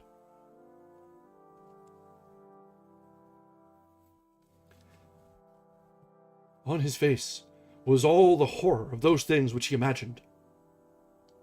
The lieutenant sprang forward, bawling. The youth saw his features wrathfully red, and saw him make a dab with his sword. His one thought of the incident was that the lieutenant was a peculiar creature to feel interested in such matters upon this occasion. He ran like a blind man. 2 or 3 times he fell down. Once he knocked his shoulder so heavily against a tree that he went headlong. Since he had turned his back upon the fight, his fears had been wondrously magnified. Death about to thrust him between the shoulder blades was far more dreadful than death about to smite him between the eyes. When he thought of it later, he conceived the impression that it is better to view the appalling than to be merely within hearing. The noises of the battle were like stones. He believed himself liable to be crushed. As he ran on, he mingled with others. He dimly saw men on his right and on his left, and he heard footsteps behind him. He thought that all the regiment was fleeing, pursued by those ominous crashes. In his flight, the sound of these following footsteps gave him his one meager relief. He felt vaguely that death must make a first choice of the men who were nearest.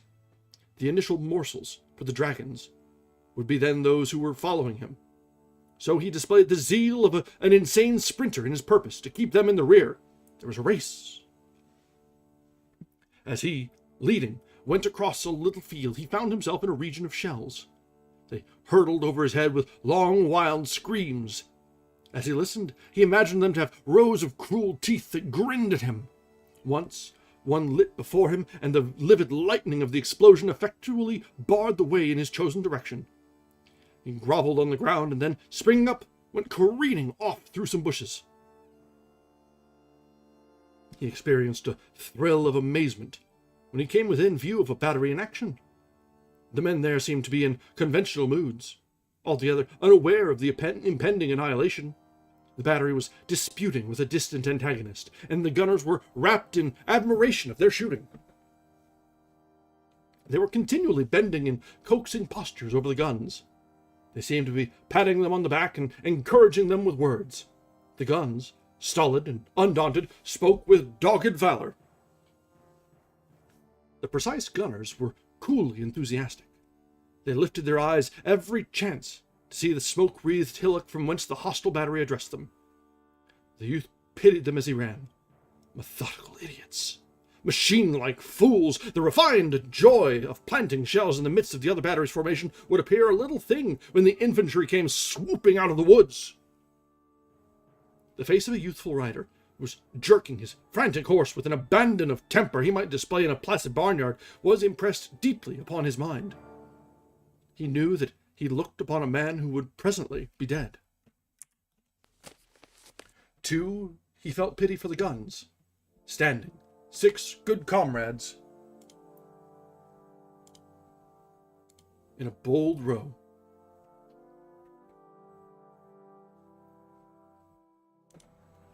He saw a brigade going to the relief of its pestered fellows. He scrambled upon a wee hill and watched it sweeping finely, keeping formation in difficult places. The blue of the line was crusted with steel color, and the brilliant flags projected. Officers were shouting.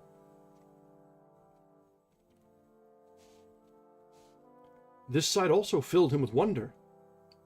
The brigade was hurrying briskly to be gulped into the infernal mouths of the war god. What manner of men were they, anyhow? It was some wondrous breed, or else they didn't comprehend. The fools. A furious order caused commotion in the artillery. An officer on a bounding horse made maniacal motions with his arms. The teams went swinging up from the rear. The guns were whirled about, and the batteries scampered away. The cannon, with their noses poked slantingly at the ground, grunted and grumbled like stout men, brave but with objections to hurry. The youth went on, moderating his pace since he had left the place of noises. Later he came upon a general of division, seated upon a horse that pricked its ears in an interested way at the battle. There was a great gleaming of yellow and patent leather about the saddle and bridle. The quiet man astride looked mouse-colored upon such a splendid charger. A jingling staff was galloping hither and thither. Sometimes the general was surrounded by horsemen, and at other times he was quite alone. He looked to be much harassed. He had the appearance of a businessman whose market is swinging up and down. The youth went slinking around this spot. He went as near as he dared, trying to overhear words. Perhaps the general, unable to comprehend chaos, might call upon him for information, and he could tell him he knew all concerning it. Of a surety, the force was in a fix, and any fool could see that if they did not retreat while they had the opportunity, why... He felt that he would like to thrash the general, or at least approach and tell him in plain words exactly what he thought him to be. It was criminal to stay calmly in one spot and make no effort to stay destruction. He loitered in a fever of eagerness for the division commander to apply to him.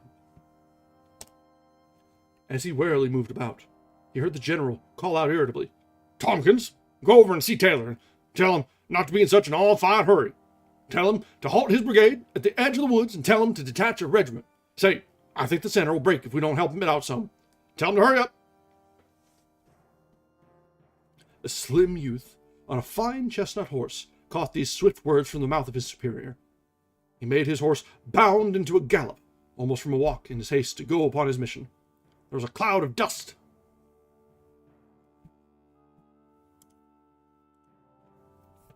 A moment later, the youth saw the general bounce excitedly in his saddle. "Yes, by heavens they have!" The officer leaned forward. His face was aflame with excitement. "Yes, by heavens, they've held him! They've held him!" He began to blithely roar at his staff. "We'll wallop 'em now! We'll wallop 'em now! We got 'em, sure!" He turned suddenly upon an aide. "Here, you Jones, quick! Ride after Tompkins! See Taylor! Tell him to go in everlastingly, like blazes anything!" As another officer sped his horse after the first messenger, the general beamed upon the earth like a sun. In his eyes was a desire to chant a paean. He kept repeating, "They've held him, by heavens!" His excitement made his horse plunge, and he merrily kicked and swore at it. He held a little carnival of joy on horseback. And that brings us to the end of Chapter 6. So, everything fell apart wonderfully, stupendously, as it started so very sweetly. The fleeting chance of victory, the taste sweet on his lips, turned to ash very, very quickly. And again, Henry wasn't the first to break. The whole front seemed to break, at least. His regiment, anyway. And we'll see whether they'll reassemble, whether they'll face consequence, or maybe if that's just, how things were. Yeah, sometimes you break. It is what it is. Especially when the captain's dead, the lieutenant's lost himself. But we'll have to wait until next time to find out about that. This leaves us to a little bit less than a third of the way through the book. So that we probably will have about, tomorrow and Tuesday for sure. Probably is about when we'll finish up. So hopefully that'll be about a good timing. So we'll finish on Tuesday, have our 2-day break, and then transition into something new. Given the timing at that point, it might be a good time to take up Oz, honestly.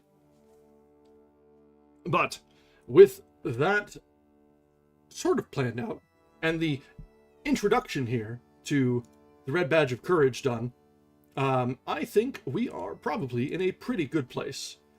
Yeah, when I was looking, whenever I pick up a new book, I generally tend to look up like the length of audiobooks for a comparison, and it seems to be about right between the 2 to 3 sessions.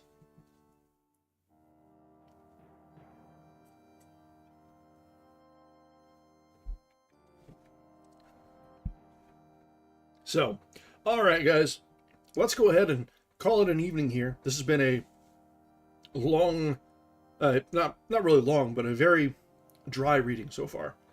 Things have started to happen. Things are getting to be exciting.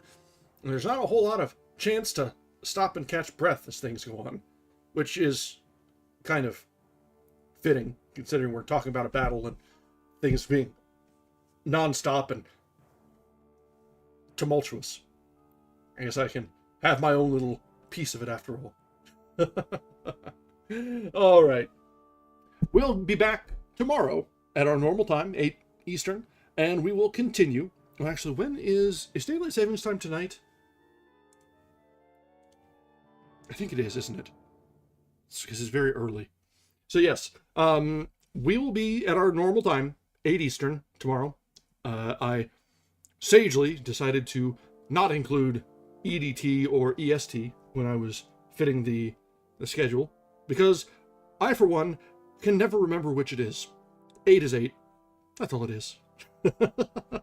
So, we'll be back tomorrow at our normal time. Mind the clock change. And we'll see how much further along we get in the Red Badge of Courage tomorrow. So, with that, enjoy your extra hour of sleep tonight, and have a wonderful evening. As always, thank you very much for joining us. If you have not yet, I encourage you to drop a like on the stream, and catch us in the VODs if you've missed any of our previous sessions. Thank you very much, and good night. Bye now.